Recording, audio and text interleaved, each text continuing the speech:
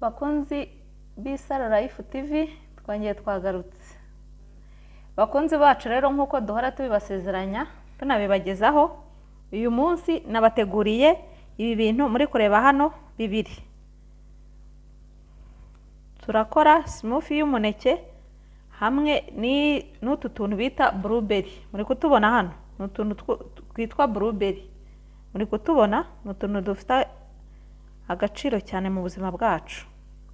Bakunzi bacu rero nkuko duhora tubibasaba, turasaba abatarakora subscribe kugira ngo mukore subscribe, mukore na share kugira ngo ibyo tubagezaho mubyereke n'abandi babashe kubyikorera, hanyuma ubuzima bukomeze kugenda neza, tumere neza kandi turabakunda.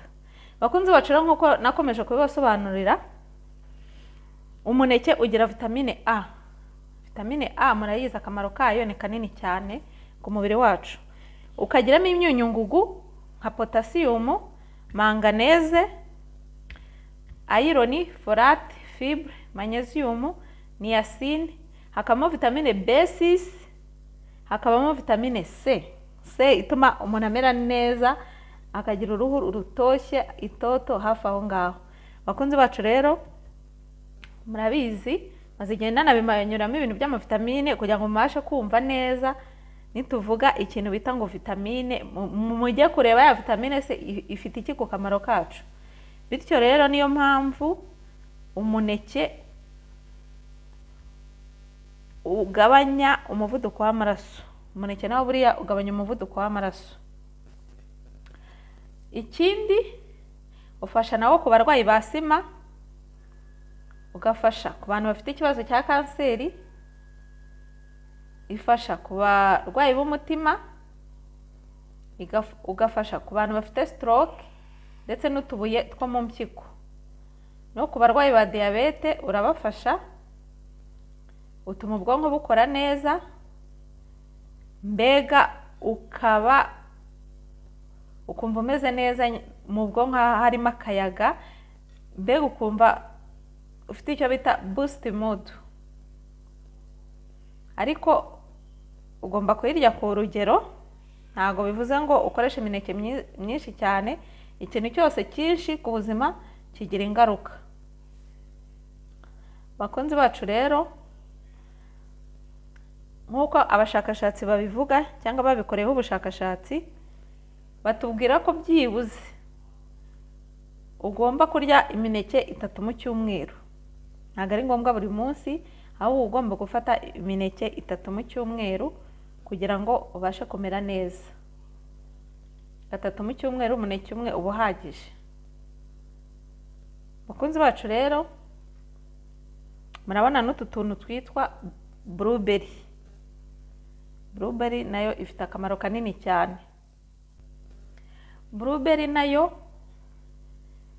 igira amavitamine,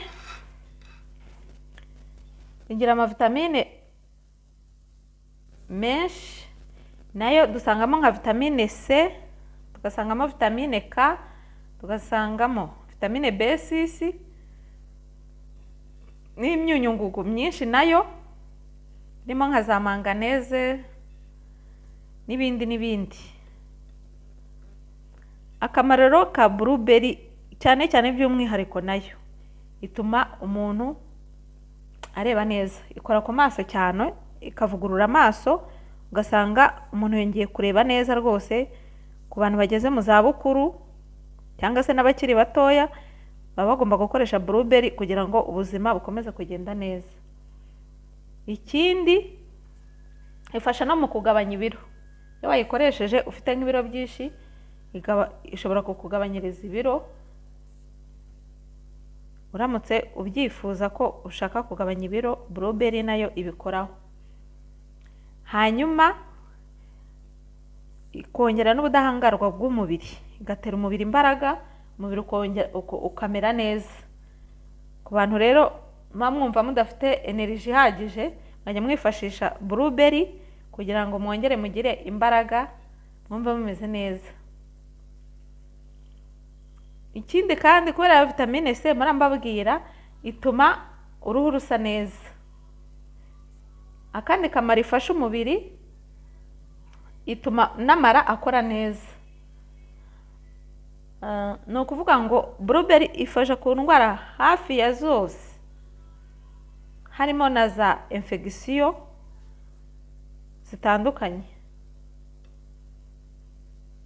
Ni ukuvuga ngo nk'uko duhora tubibabwira, ntabwo ari ngombwa ngo niba usanzwe ufite nk'ikibazo runaka cyangwa se wumvise biguteye amatsiko y'ibyo ibikora, ufate ubikoreshe ku bwinshi. Ntabwo biba ari byo, nabyo uba ugomba kubikoresha ku rugero. Bakunzi bacu rero b'Isaro Life TV, narababwiye ngo tugomba kugira amagara mazima. Ku babyifuza no kuba bafite ubushake bwo kubikora, ushobora no kubibona ukabisharinga undi muntu ubasha no kubyikorera, ukaba utanze umusanzu ku buzima bwa mugenzi wawe. Niyo mpamvu rero mbashishikariza gukora like, mugakora share, mugashyiraho n'amakomenti uko mu byumba, cyangwa se mukaba mwatubwira n'ibindi muba mushaka yuko tubakorera cyangwa tubashakira.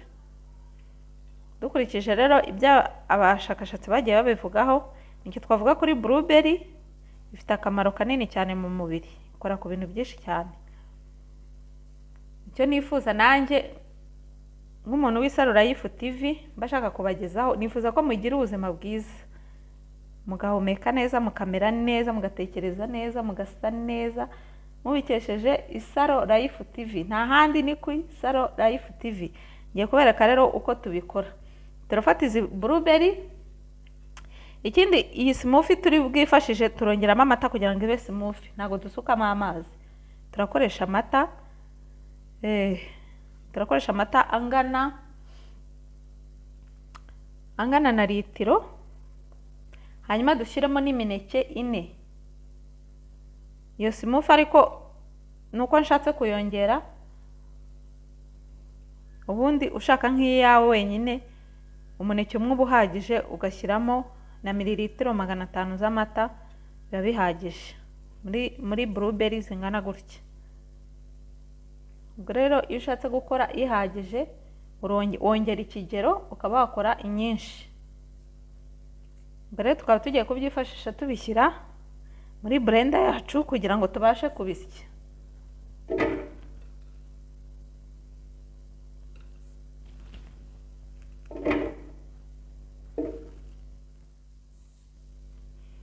Hanyuma dufate n'imineke tuyishyiremo, twifashisha imineke 4.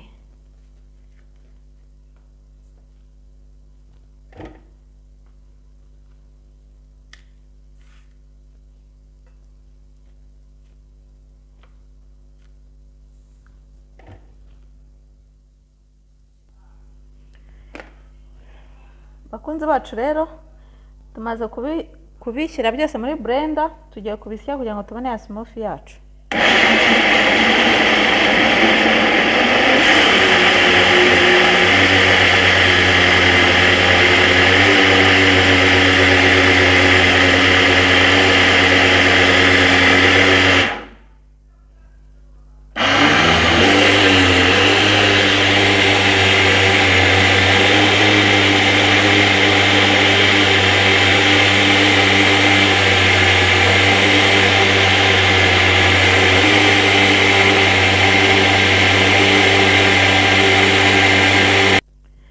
Bakunzi bacu rero ikaba iranoze, tukaba tugiye kuyisuka. Murabona ko niba imeze ibiryoshye cyane nayo.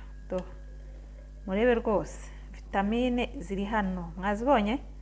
Vitamine ziraha.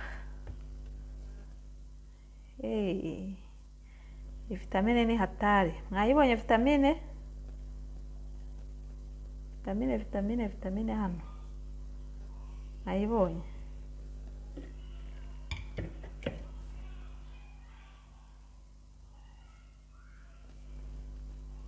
Bakunzi bacu rero, iyi smoothie nayo iyo umaze kuyikora uyinywa nta kindi kintu urashyira mu nda, hanyuma ikabasha gukora ya mimaro yose tuvuze.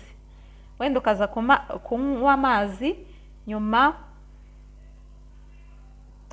y'amasaha nk'abiri ukaba wafata amazi ukanywa kugira ngo bikomeze kugenda neza. Bakunzi bacu rero dusoreje aha iyi smoothie y'imineke na blueberry. Mubonye ari byiza mwakora subscribe, mugakora like, mugakora na share, ndetse mugashyiraho na comment yuko mwabonye bimeze, cyangwa se mwanabyikorera mwamara gusomaho mukatubwira uko muba mwumva bimeze.